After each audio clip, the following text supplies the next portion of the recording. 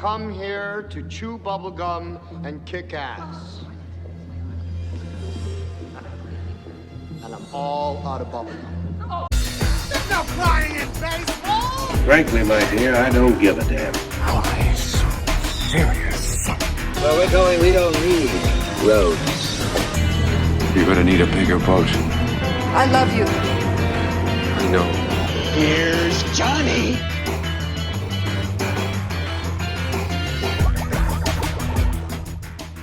Good evening, everyone, all you basement dwellers. My name is Trish Bell, and I am here with Dace, the Dace Man again. We are back for our second installment. Oh, yeah, that's English. Second installment of the For Real Conversations. For this week's episode, we decided to dive a little bit into the summer theme, since we are coming up towards the end of it, and I don't think any of us want it to end. Well, maybe I do, because I don't like the heat. The sad statistic of today as we're recording that there will not be a sunset after 8 o'clock. Oh, That's right. disheartening. But these Right. 6 heat waves we've had in New Jersey, well, that can go to hell. Literally. Mm-hmm. There was a point where I couldn't walk outside because I couldn't breathe. or just the whole bipolar mess of where it's heat Right. wave, springtime, heat wave, Right. springtime. Yeah. And like I was just complaining about, the one other great thing about summer is that every time I have a concert, it decides it wants to thunderstorm. And I'm traumatized by that because I've had problems with that before. So if it could fucking not, that would be great. I agree, especially since we ain't got any more of that FEMA money. Storms need to pepper it down just a bit. It's not even, you know what, FEMA money aside, I've got trauma behind it, and I want to be able to enjoy my concerts. Don't worry, there's going to be more trauma coming. No, literally, though. Like, I'm going to be the one traumatizing people if they don't stop taking these away from me. So, speaking of traumatizing, well, maybe not as traumatizing as it could be. This week's theme we have is our summer coming of age stories, but we decided to go with comedies for this week. So we decided to take a look back and watch Heavyweights, Camp Nowhere, oh gosh, the third and fourth one, Sandlot, and Euro Trip. Heavyweights focuses on about camp that a bunch of kids are sent to. Now they're told that it was, a great camp and it's a good place for kids to learn how to lose the weight, but still have fun for the summer camp. But then when they get there, they come to find out that the owners, unfortunately, had to file for bankruptcy, and it has been bought out by what I can only describe as Zoolander before he was Zoolander. This is peak Ben Stiller. That's what that is. It really was. Ben Stiller needs to be studied because I think we forget just how much range that man actually has. It's before he went and opened Globo Gym. So. Yeah. As I said, Zoolander before he was Zoolander. Yeah. And then the next one we have is Camp Nowhere, what is that? Is that Christopher Lloyd? Is that his name? Yep. Doc I'm Brown. So bad with names. I'm bad with names. So the doc decided to become a con man, basically. Mm-hmm. And a bunch of kids decided that they don't want to go to the summer camps that their parents want them to go to because either they don't like where they're being sent or they don't care. And they decide to take the money that the parents are going to use in the camps, rent a campground, and pretend that they are at summer camp and just live for weeks in the summer camp without parents, without rules, without anything like that. Which they somehow get Christopher Lloyd involved in it, so he is their adult figure, and he is probably the furthest thing from an adult from that entire cast. Yep, Then and a you have young the Jessica Alba. Which one was Jessica Alba? She played Gail. What? She played Gail. Which one was Gail? I think that was the girl he had a crush on. I don't remember. What? That was Jessica Alba? No. No, it wasn't. I didn't mean to derail you. You go on to your next thing. I'll have more when we come back to Camp Nowhere. I need you to tell me what she was in that because now I am absolutely thrown off. Anyways, so we have Camp Nowhere, which was leading, which was that. Then we have The Sandlot, which is an absolute classic for if you haven't seen The Sandlot, I'm very concerned for your childhood. It was a movie that centers all around baseball and these kids having their own little recreational team in a beat down, broken down little baseball diamond that they have in the back of a field. And their arch nemesis is essentially the most adorable mastiff I've ever seen in my life. And yes, I am being that basic white girl. I would have had that dog trained if you had given me 5 minutes. Are you? There would have been no movie if I was anywhere near Hercules, because that dog would have been cuddling me. His owner is blind. How are you gonna sit there and take? He's not a bad dog. He just wanted somebody to play catch with him. And then the final one, which is arguably probably the least coming of age, but probably the most comedy of all of these, is Eurotrip. We have the main character, and now this is also the movie where we get Scotty Doesn't Know from. And I know if you've never seen Eurotrip, you've at least at some point in your life heard Scotty Doesn't Know in some way, shape, or form. Because you get Matt Damon dressed as a skinhead rocker singing a song about banging somebody else's girlfriend. And that's in the first 10 minutes of the movie. Basically, the kid gets cheated on by the girlfriend that Matt Damon was banging. He decides that he is in love with his pen pal that he has from Germany after they did something with the German club or something like that together. And he goes off to Germany over the summer to go and meet her because he wants to tell her that he is in love with her. And then that just turns into a whole mess of heartwarming and raunchy at the same time. Do you know what fun fact about that Matt Damon cameo? He was in Prague shooting The Brothers Grimm as they were shooting Eurotrip, and he was friends with the writers, and the writers invited him over to come do that role real quick. I'm sorry. What? Yeah, he was shooting Brothers Grimm. I know, but now I'm like having an existential crisis because I specifically like the Brothers Grimm being the same time as Eurotrip just does not compute in my brain, and now I'm in pain. Mm-hmm. What? I'm just telling you, he was in the area. He's friends with the writers. They were near each other, and he said, "Hey, you want to be in this?" And this is the role they had available for him. I feel like I remember the Eurotrip being out so much longer before the Brothers Grimm was. Well, it might have. They may have shot like Brothers Grimm and not released it. So Brothers Grimm, when did that come out? Came out in 2005. So I mean, yeah. And Eurotrip was 2004. So maybe there was a lot more post production on Brothers Grimm. Well, or Brothers Grimm was just starting and Eurotrip was just ending. Yeah, I could also see that because Brothers Grimm is more of a fantasy type thing, but that's fucking wild. It's even funnier because everyone remembers Matt Damon's character because of Scotty Doesn't Know. Mm-hmm. It's not even him singing. It's a band called Lustra. I know, but you know that it's Matt Damon supposed to be singing it. Like, when you think of Scotty Doesn't Know, the first thing that comes to my head is Matt Damon. Like, that, yep. I think of nothing else. Matt Damon. He always does the most random cameos, I swear.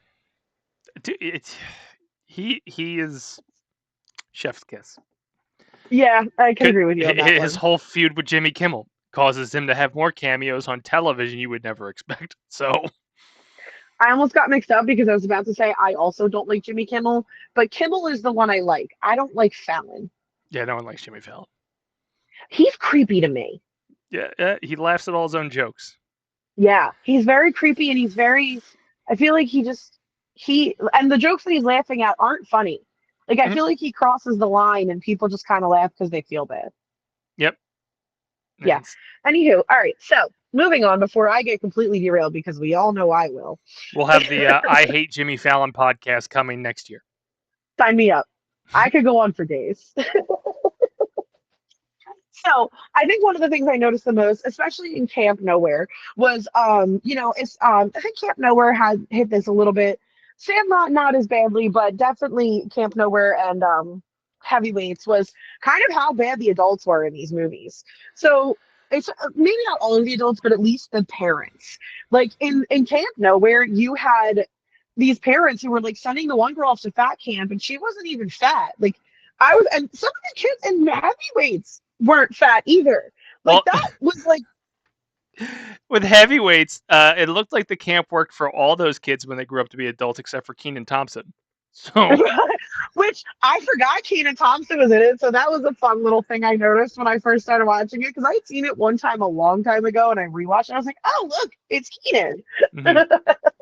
But yeah, like I don't know if like to me, I can't tell if the purpose of it was like purposely making the parents seem worse than they actually are, or if like maybe that's really how bad parenting was back then. Like, because most of these movies were like late 80s, early 90s. So like Well, parenting was a lot different back then. But like a lot of these kids like are getting thrown into these summer camps, especially Camp Nowhere. None of them wanted to go to the camps that they were sent to. And then with heavyweights, most of those kids didn't want to go to fat camp. Like I feel like parents weren't giving their kids a choice and they were just shipping them off to camps to shut them up because they didn't want to deal with them. yeah, I mean, that's basically parenting in the late 80s, early 90s, and then they wonder why there's Right. problems with society today. Um, Oh yeah. so that, you reap what you sow. But the Sandlot kind of sticks out just because they were the 60s. It was made in the 90s though, yeah. Yeah, it was made in the 90s, but it's based in the 50s or 60s because Dennis Leary And was that off from the Korean War or something. Right. But in that time, like those were actually decent parents. Like he was calling his stepdad dad, and the stepdad seemed like he genuinely tried. Like, Yeah, well, it's still weird because if you know Dennis Leary is like a comedian, he definitely could take a turn real quick to be the bad stepdad. I do right. think the common theme between all three of them is just total detachment from their kids during the summer. Like nobody Yeah, keeps a fucking absolutely. check on any of their kids as a summer, and like I, being a father now, my kids are up my ass 24/7. But I Um, feel like that's what summer used to be though, because like when I was a kid, we were just told to come back before the lights came on. Like, mhm. and I'm fine with that. Like, and sometimes we didn't even do that. We would come back before the lights came on, and then we would go back out and do whatever degenerate things you were doing before the lights came on. Like, it's funny. Like, I miss those days. Like, I don't like, but I feel like the parents in this like are worse than that. Because like when I was a kid, like I saw a post the other day on one of those Facebook groups bitching and some lady was complaining because kids were out playing jailbreak till 11 p.m. And she got absolutely lit the fuck up in the comments because all these people were like, what do you mean you're mad that kids are being kids again? Oh well, flat out, the hippie generation, it now stands for hypocrisy because they wanted Yeah. to be love, peace, and all this bullshit. Now they're boomers that are fucking sending the country to hell in a handbasket. But She was like, she was like trying to say that they were waking up an elderly woman that's in the neighborhood. And everyone was like, were they waking up her or were they waking up you? Because you're the one in here complaining. Also, those kids could be out doing drugs and you're mad because they're playing jailbreak and being children again. Like, and so now all the adults decided that they're going to have an adult jailbreak game. so there's Just definitely to an piss age this gap there lady off. too between the woman that complained and the people that are like, it's probably millennial parents like, well, fuck it, we'll go play jailbreak. Whereas like it's probably a Some of them boomer. looked old too. Yeah. It was really fun. I will say some of them look. It looked to be about all ages, but it was just funny because like it was funny and sad at the same time because it is like it's the fact that they have seen kids being kids again because it's true because a lot of these kids in those movies like Well, in Sandlot especially like he's like okay mom it's 8 in the morning I'll be back later and the mom didn't even question it she was like have fun like and kids would just go out and do whatever they wanted and like parents had no idea nowadays you have to check in every 25 minutes your parents have your location and god forbid you breathe the wrong way like you're grounded for a month like well, it's also a different generation. I mean, we're living yeah in an era where like people are sketchier. I'll tell you right yeah. now, 30 years from now, our kids aren't going to have cool documentaries like we have, where we're looking back at like, why did these kids disappear in the summer of '88? Well, I think the other problem that we run into with our generation versus this generation is the fact that our generation knows the sketchy shit we did and got away with, so we're not letting our kids do the same thing. Yeah, and I mean, it's you learn from your past, Right. and like that's why like these camps where they're just getting away with murder. Yeah, the supervision levels were not there. Now it's like a hyper Yeah. supervised Right. era. It's worse than helicopter parents. They're like in their fucking hair. Like Mhm. and it's just so funny because like you've got shit like that and like because like again, like we did some sketchy shit as kids. Like I remember being in people's basements doing things I should not have been doing, sneaking around. And the funny thing was, is I think the things that I was hiding from my dad, he probably wouldn't have cared about. But I Mhm. was just so scared that he would, that I was being the degenerate little kid with my friends who would have gotten in trouble for that shit. And I wasn't even doing the worst of it. Like when they were all like drinking in a cornfield somewhere, I was just like, oh God, we're all gonna die here. And I was hyperventilating and while they were getting drunk. And if you look at some of the movies that we've watched here, the naivety of the generation that we're dealing with now, if you watch some of the stuff Oh they're yeah. watching as summer programming, I wouldn't trust any of these frittatas to go make decisions on their own. No. Whereas like most of the kids in Heavyweights, Camp Nowhere, they were essentially acting like adults. Sandlot, Right. they were Yeah. acting like adults. Like the kids on here, they're making weird noises and just screaming at Minecraft things blowing up. So like that's probably why you can't have those type of summers anymore, because the kids are Right. just dumber, which Well, is a very especially old person thing to say. especially in Camp Nowhere. Like I think it's funny because like one of the things like I was thinking about was like, do you think they actually learned from what their parents were trying to do? And I think at least in Camp Nowhere and in Heavyweights, right? Because by Mhm. the end of Heavyweights, while they weren't following, Fitness Zoolander's process anymore because he was crazy, they decided that okay, that they're still going to take back, themselves because most of them were overweight. They knew they needed to change, but they were doing it in a different way, in a healthy way, in the fun way that they thought they were going to have eventually. And they took it back for themselves. Whereas with Camp Nowhere, you see pretty much all four of the main characters at one point realize that they're being the parents, Mhm. especially Mud. He was like, you kind of just see him go like, oh, fuck. And same thing with the other two. Like they're at certain points, like they realize like, okay, we can't just be, we have to learn lessons and we have to grow up and do things. And like, I think that's kind of where they realize like maybe their parents weren't entirely wrong, but they had the wrong way to go about it. Like the weird thing about, I would say, Heavyweights and Camp Nowhere versus Euro Trip and Sandlot.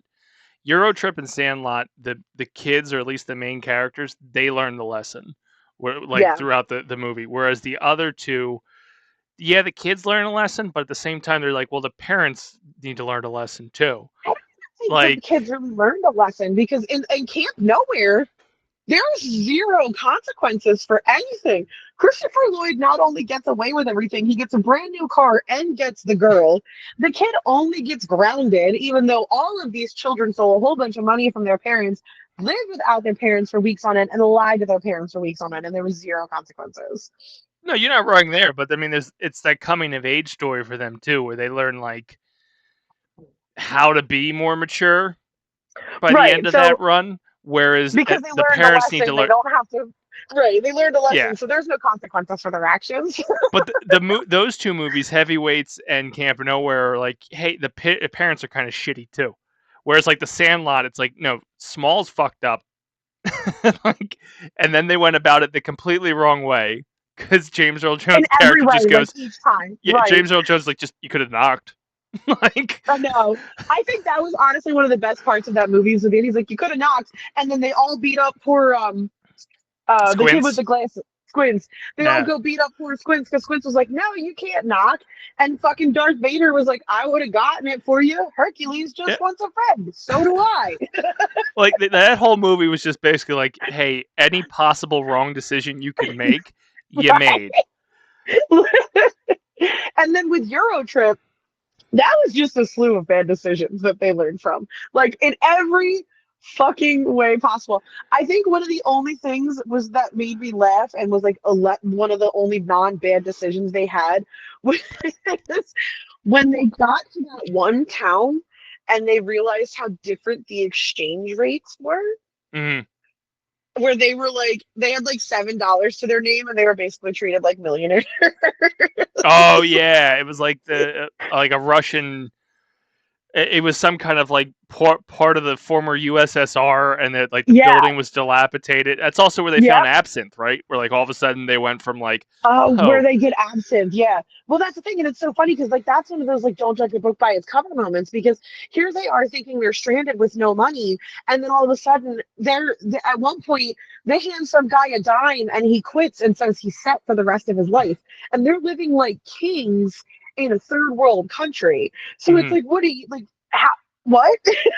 It's also the same time where the twins make out Yes, and bragged yes, about it. that's a lesson they learned the hard way. Yep. The crazy thing about that movie too is that's where we first like were introduced to Fred Armisen. He was that Oh my creepy God, French yeah. guy on the train, Yes. Yes. Yep. and it's like to think that he went from that to SNL to what we have now. But like, it's just crazy. Well, That's the with, same character. and it's so funny with Eurotrip too, because Eurotrip is such a message of like just like do it, like take the risk. Because Mhm. like they literally went in there with like they went in there with like a plan, a set thing, everything like that, and then everything just goes up in flames because the plan that they had gets destroyed over like in an instant because that kid got all of their money stolen. So like that's kind of one of those like those moments where like they say where life happens when you're busy making plans. Well, they were too busy making plans and life said nah. Yeah, and the main character in Eurotrip was like a common theme they were doing in those type of comedy movies, whereas like that kid's got his future planned out for the next 20 years and Yep. wouldn't stop and take a moment, because I think like America Pie pretty much did that. Accepted did that eventually. Like there was a lot of movies around that time where like the main character was like, nope, I got a career, I got the future plan. Had the perfect life, right? Like the Yep. girlfriend, the job, they Mm, were smart, and then everything falls apart in one shot. So that's when they're like, okay, it's time for you to go do something. yep. 100%. But And that was like the common trope back then for those type of movies of like, no, if you want to live life, you need to take chances, was pretty much the lesson. well, and that's the thing. So the other thing I wanted to, like I was looking at pointing out is like most of these movies are anywhere from 20 to 30 years old. Now, does God. that hurt me to say? Yes, a lot.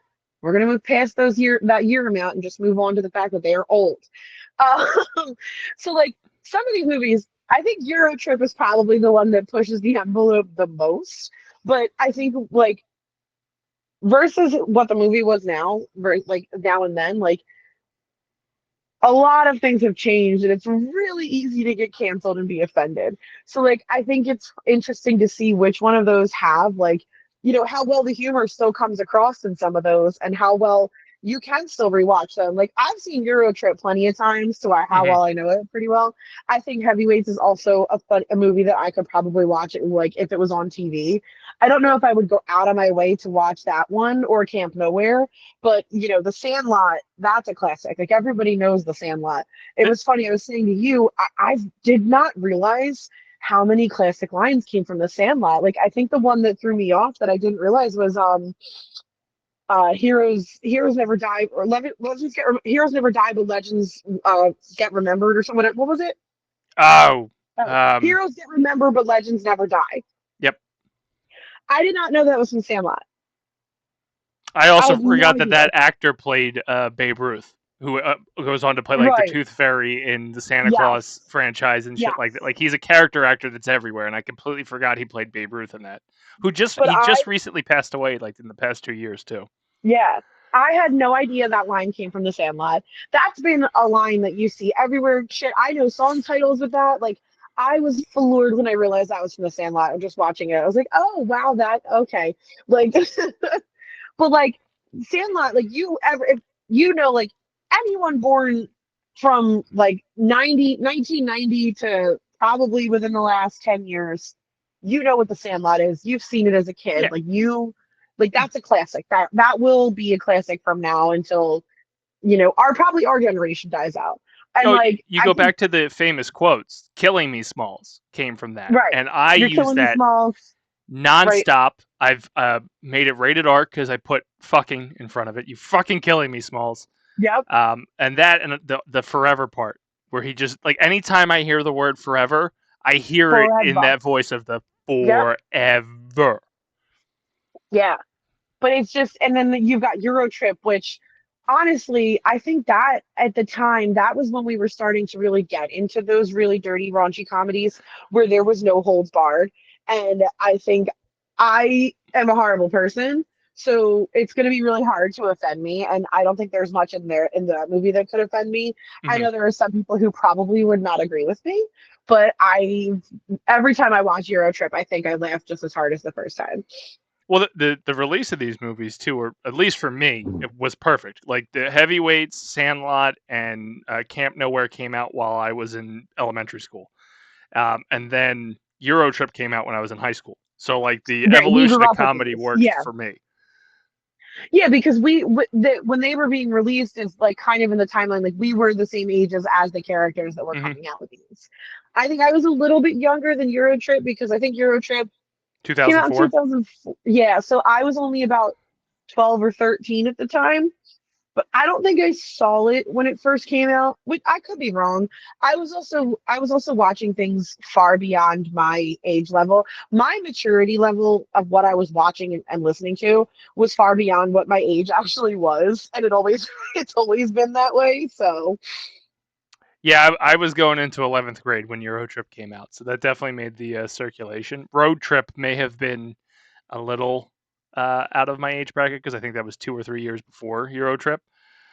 But the interesting thing I've ever seen Road Trip. that's the one with Tom Green, where like he's in the dorm. It was the whole thing where like they're in a dorm room and he sent a sex tape to his girl, like a girlfriend with a girl that he had sex with at college, and like they had to get it back. DJ I Qualls is in forgot it. Tom Green existed. Yeah, DJ Qualls is in it. Who end up playing like the new guy in that movie, the new guy. Um, but when we were picking these movies, I thought it was interesting because when you and I were talking about the movies we were going to talk about for summer camp, it literally was the night after I watched The Sandlot for the first time with Jimmy, my 8-year-old, and he was glued to it, which was crazy to me because first of all, it's a period piece. It's the 50s or 60s because, like I said, I think Dennis Leary's coming back from the Korean War. Um, the James Earl Jones character played with Babe Ruth, so it had to be 50s or 60s. Yeah. But it was interesting to watch Jimmy watch how these kids spend summer. And then he goes, "Well, why don't we do that?" I'm like, "Well, because you're on your tablet all goddamn day. That's why we don't do that. We But that's can go out and it's do these true. things. Yeah, we can go out and do these. I play softball every goddamn Sunday, and you just sit Right. there on your tablet while I'm playing. Like, if you want to do sports during the summer, you could. You just choose Like not to." I genuinely asked all of my friends if we could do a game of Jailbreak one day because I miss doing that. Hmm. Would I most likely expire during the game? Yes. But that's not the point. See, I would never play it right because I would get in my car and drive away. You'd be looking for me for hours of like, I can't find him. I don't know where he went. And then I would just text you like, "Oh, I went home. My bad." See, I think I would actually not be like, I probably would suspect that from you. Just perfect. Like, yeah, you should just be like, "Oh, well, don't go looking for him. He left." That's why you're not allowed to hold the flag and capture the flag. Like, Oh, I'd mail that shit at the UPS store. Be like, "Good luck." But yeah, it was interesting to watch Sandlot with him to get his perspective. I wish I would have watched Heavyweights with him. I think he would have enjoyed that. He would probably get too many bad ideas from Camp Nowhere. He's not ready for Euro Trip. no, no. My Wade luck, might be ready for Euro Trip.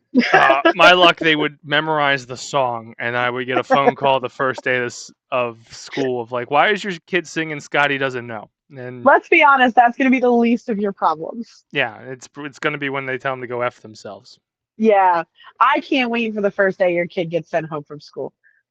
I it's going to be Jimmy. I think Jimmy's going to be the one that snaps, but Really? he's got like that. He has the problem with anger that I have, where it bottles up and builds, and when he finally Yeah, had but enough, I think Wade's just going to say something highly inappropriate. no, he's a conman. He's like my brother. He will schmooze the fucking strangers till they're like, "Oh, this kid's adorable," and it's like, "No, you don't know the real him. Come live with him." You just called your 2-year-old a convict. I mean, the way the country's working, he could be president one day, and for as many terms as he would like, because that's the type of charisma that's behind this very tan 3-year-old. Oh man. Ah, Send his ass to a fat camp. All he eats is candy and drinks soda. I know he's not fat, but okay, I mean, but at this point, like the reality of it, like so, like when you think about it, like Sandlot, obviously that's not something out of the realm of things that could happen nowadays. It just doesn't as much, unfortunately, because of how kids are being raised. But the when you've got stuff like you like Camp Nowhere and Heavyweights, like do summer camps really even exist like that anymore? Like, do they do no, sleepaway camps still? no. Well, yes, and there was tragedy around one, but Oh Jesus! Oh my that's the God! first one that came to mind. Like, so it Oh clearly my does God! happen. Dace. I didn't say it was a good thing, but it's proof that they're out there. Oh Um, God!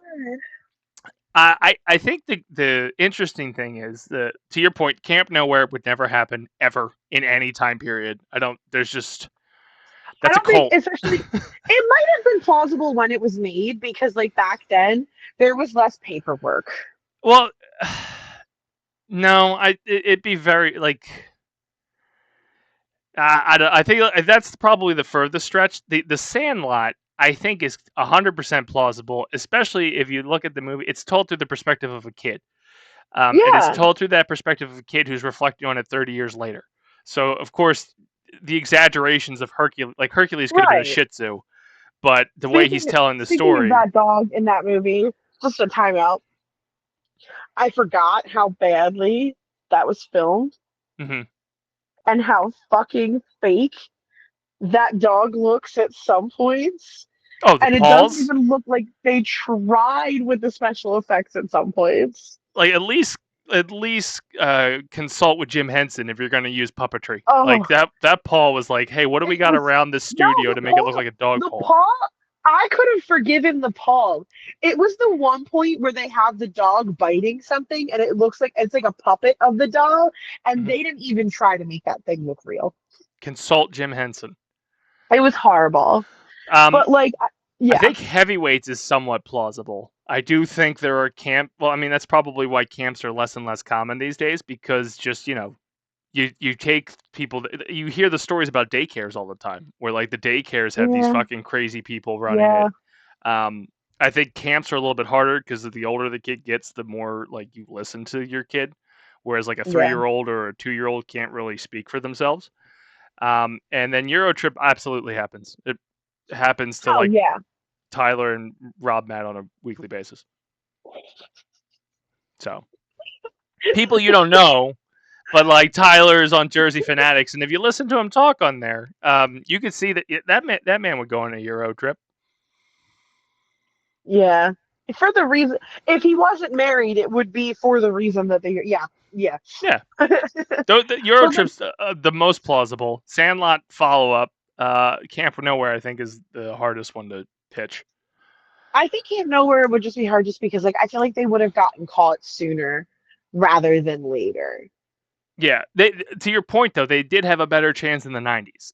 Today, no. There's so much Right. cybersecurity and so much like Like I you said, get a there's too much notification if paperwork. somebody, yeah, you get a Yeah. notification when somebody farts in the wind. Like there's no Right. way Yeah. kids would pull off what they're pulling off in that movie. The And '90s, too many kids, and kids are broadcasting their lives. Like, do you know yeah, how much that would be bragged about on TikTok? Like, steal money from my parents. Oh shit, my parents right, just tuned into my live. They now know I'm stealing right, from them. exactly.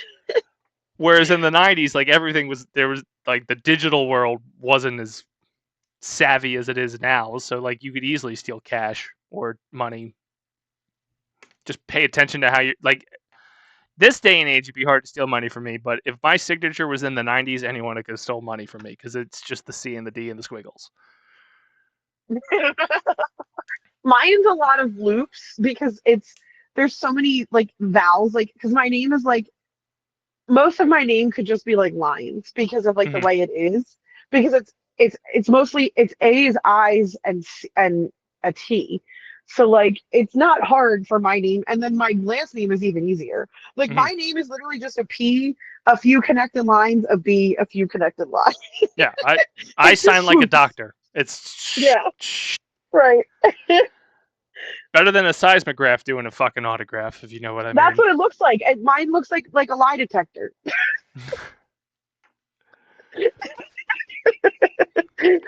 But like, okay, so I mean, at the end of the day, like the plausibility is barely there, but like most of these movies, the whole point was the parents wanted these kids to learn stuff. So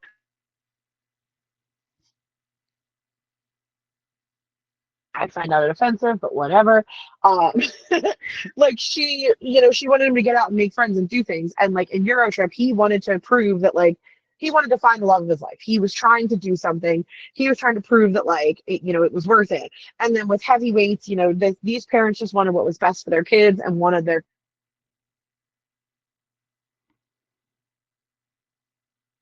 but were very what is the word I'm fucking looking for? They were misguided in their actions. So like you've got the lessons within the movie itself, whereas like there's lessons there for the audience to find. Like, and like, do we honestly think like those lessons they came off right? Like in the Sandlot, like you're hearing the story about just like the magic of being a kid, and genuinely, it's the magic of being a kid, and kind of like don't judge a book by its cover thing. So like. Hmm. That absolutely comes off, in my opinion, with the Sandlot. The Sandlot is, like you said, it's a magic movie. Even, it kept Jimmy enraptured, even though it's the movie's 3 times his age. There's no explosions, so the fact that he paid attention to a Right. movie with no explosions, that's huge. Given what it is versus what kids nowadays like it's nice to see that like the lessons like now. But the thing is do you think like he was just watching it because he was entertained? Because when we see those movies, we learn from them. But when kids are seeing them, do you think the kids are actually learning from it? Like with I heavyweights. I think at least with Sandlot, yes, because Jimmy was asking questions, and I would say asking the right questions. Yeah. So like he was paying attention to what was happening and going like, oh, well, why did he do it that way? It's like, well, because he's a moron, and that's what kids are. They're morons, and all you do is just continuously learn from the mistakes you make, and that's what's happening in this movie. Right. I think with heavyweights, it's kind of one of those like, there's ways to go about it, but like Mhm. they like I said, like within heavyweights, like yeah, they needed a little bit of help, but they found a way to do it and still like love themselves, if that makes sense. Like instead of just being abusive and like, because like I mean, the guy was bullying them, he was starving them. Like that's not the way to change yourself. Mhm. They learned how to do it in a healthy way and actually care about each other. And I think that definitely came off. I don't think you learned anything from Camp Nowhere because Nope. like I said, there was just no consequences for their fucking actions. No, not And at all. Eurotrip, like I said, the only thing people learn from Eurotrip is Scotty doesn't know. Well, I do think it's weird that Eurotrip probably has a deeper message than Camp Nowhere. Eurotrip it's the whole like you got to take risks sometimes in life Yeah, for okay, you're right. happiness. All right. Whereas Camp Nowhere is like you got to take risks, but as a child you have no consequences, and now DC's under federal law. So that's what happens when the youth does whatever the fuck they want. Yeah, that's why DC's under federal law. That's the crutch they're using. Kids watch Camp Nowhere and then beat the shit out of a Doge kid and robbed his car. But I think Eurotrip at least had the hey, sometimes the safe plan isn't always the best plan for you. Camp Right. Nowhere, Okay. like you said, I there's maybe the lesson of maturity because at least in those type of movies, because it happened in that movie House Arrest too, where they lock the parents in the basement because Yeah. they don't want them to get divorced. Whereas like kids learn like, hey, we made a really adult decision and we realize we're not adults, and now we have to grow up to Right. try to handle these adult situations. Right, but I mean, do we think a lesson like that is going to be well received at that point, or it's just going No, to seem like a cinematic thing? Right, no, exactly. you're just laughing at the jokes and the physical comedy that happens at that point. Right.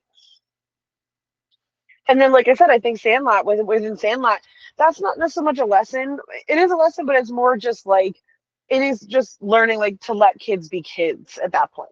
Yeah, and that it slips away really fast, especially the Right, end to enjoy montage the where they little, start talking about like, how they oh, grew up, right? yeah, so and so got a little into the '70s and we just never heard from them again. It's like, oh, that's dark.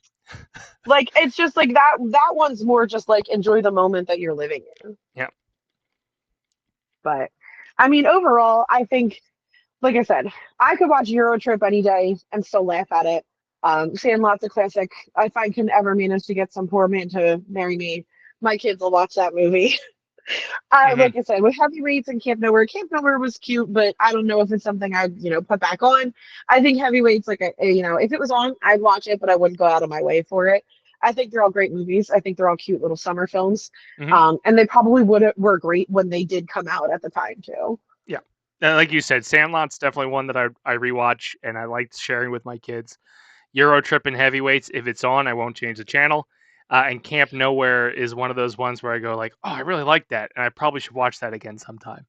Whereas, like, even if it was on, I probably wouldn't sit around. Like, it's got to be like I have nothing going on, and this is my last resort. Because Christopher Lloyd, who doesn't love Christopher Lloyd? Yeah, I think he was a good part in that. Yeah. Well, I pretty much think that is it for this episode.